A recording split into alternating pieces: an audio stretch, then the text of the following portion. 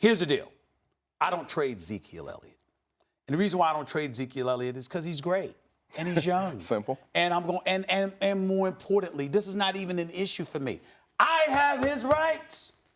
You under contract for 2 years. And then after that, I can franchise you.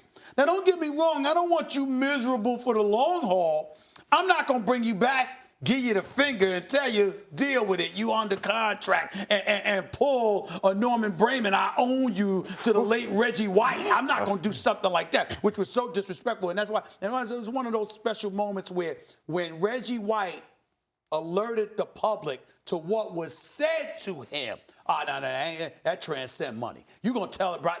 Forget the money. Now I don't want to play for you under any condition. And I'm going to hold on to that principle, which is why Reggie White ended up going to Green Bay from Philadelphia. We understand that. Paid him the same money he was going to get anyway. Yeah. Now, this is not that kind of situation, obviously, and I'm not encouraging Jerry Jones or Stephen Jones to ever come close to treating Ezekiel Elliott like that, which they wouldn't. But what I'm saying is, I know I got your rights. Right. I know I'm going to take care of you because I got to, because you're too great, as long as you keep your head on straight. But what you're not going to do is press me at this moment and tell me while I'm negotiating with Dak, who just looked at Carson Wentz get $107 million, and tell me while I'm having to deal with this brother, bump all that, you need to take care of me right now. You're not pressing me against the wall like that. I'm going to keep you. I'm not going to trade you. I'm going to wait for you to come back. I'm going to tell you I'm going to take care of you now. But I'm also going to believe in these young lions that I got available to me, Max. And I'm going to say, you know what? We're going to go into the season if we have to without you. This is what everyone's missing about this. The Cowboys will pay Zeke. I agree. If they don't, they should trade him, and I'll tell you why. Okay. If you spend the 4th overall pick on a running back, you're saying running backs are that valuable, or this guy can be, and he plays up to the draft pick. Right. You got to pay him. He's exceeded.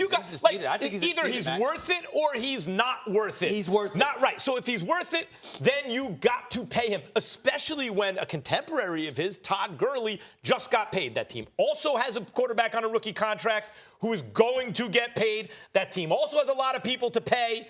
So, and he got his money. Zeke will get his. And if not, then what you're doing is you're saying, yeah, you could spend this high draft pick on a running back because you can juice him for a couple of years, and if he tries to hold you up, you can get something good for him.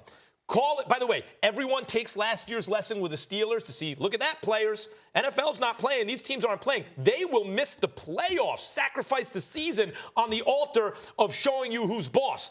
On the other hand, they missed the playoffs. Exactly. And Le'Veon Bell got paid the next season. That's the most important thing. You could take away all you want from the missing players. The thing that you should take away is that Le'Veon Bell was willing to miss an entire season. And if Ezekiel Elliott is willing to miss an entire season and the Cowboys choose not to pay him, then you should consider trading him, because having something which you can get for Ezekiel Elliott and having anything on the field is better than not having him. So if they're not going to pay him, which they should, it's very stupid if they don't, but if they're not going to, then they should move on and bring in some more players. And also, I think it matters that position matters. So while I think Ezekiel Elliott is special, the guy that you can get for Ezekiel Elliott is a replacement level player who's okay, which you can't do that for a quarterback like that. I want to bring this up because the way you just crystallized it, this is what I wanted to say to you earlier. Sure. When you spend the 4th pick overall in the draft on a running back, instead of, let's say, a defensive end, right?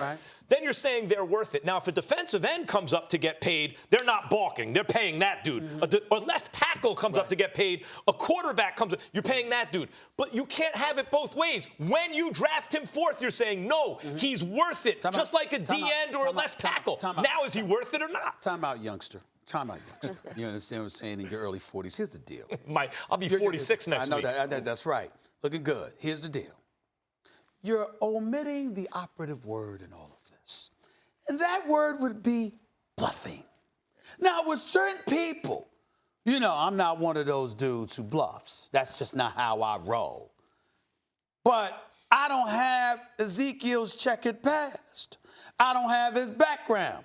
I don't have, and you know, they had it all over media, you know, I called a knucklehead. No, I said, you know, you conducted yourself like a knucklehead. I'm not character assassinating him and telling you that's what he is and that's what he's going to be. I'm saying your actions were knucklehead-ish, okay? That's all I meant by that. Having said all of that, because of that, and the fact that I'm taking care of Dak, who's supposed to be your man, that's your quarterback and what have you, I might bluff you, Max. See, when you say They're you either negotiating. going to do it or you don't, I'm like this. Wait a minute. What's the rush? Excuse me. I really don't care what he does in preseason. I don't care what he does in training camp. I've seen this brother in regular season games. I know what he can do. So if I know that, that's my reality, and I'm Jerry Jones. Jerry Jones sat up there and made Emmitt Smith miss 2 games as a league And what MVP. happened in those 2 Wait a minute. games? They lost those 2 games. What I'm saying is this. But they were a Super Bowl champion, and he was a damn Russian champion, and they held out for him. so- who are you? He's a model citizen. Exactly. He's a model. Who are you? I don't Wait. believe that you should negotiate through the media. I think what Jerry Jones Well, no, and Steve, I agree with that. I'm getting I to agree a with that. point, but I Yeah. think what Jerry Jones and Stephen Jones have done recently is counterproductive. But the bluff only works if you assume that the man on the other side of the bluff is going to behave rationally. And I'm not sure that Ezekiel Elliott will behave rationally. Like the bluff only works if you think that guy's going to be. You are wrong in terms of what you're interpreting from me. Okay. I'm not talking about Jerry Jones and Stephen Jones bluffing. Oh, you're I'm talking about saying Zeke bluffing. it's Ezekiel Elliott bluffing. Right. Because remember, I got to sit up. You got to think about this here. Dak gonna get his money.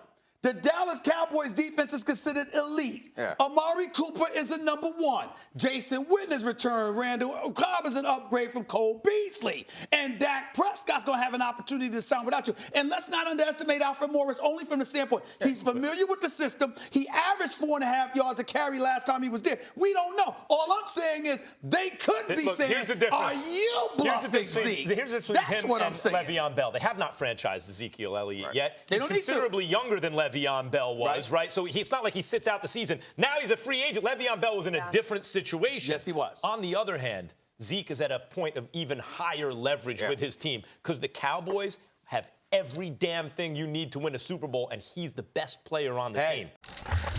Thanks for watching ESPN on YouTube. For more sports highlights and analysis, be sure to download the ESPN app. And for live streaming sports and premium content, subscribe to ESPN+.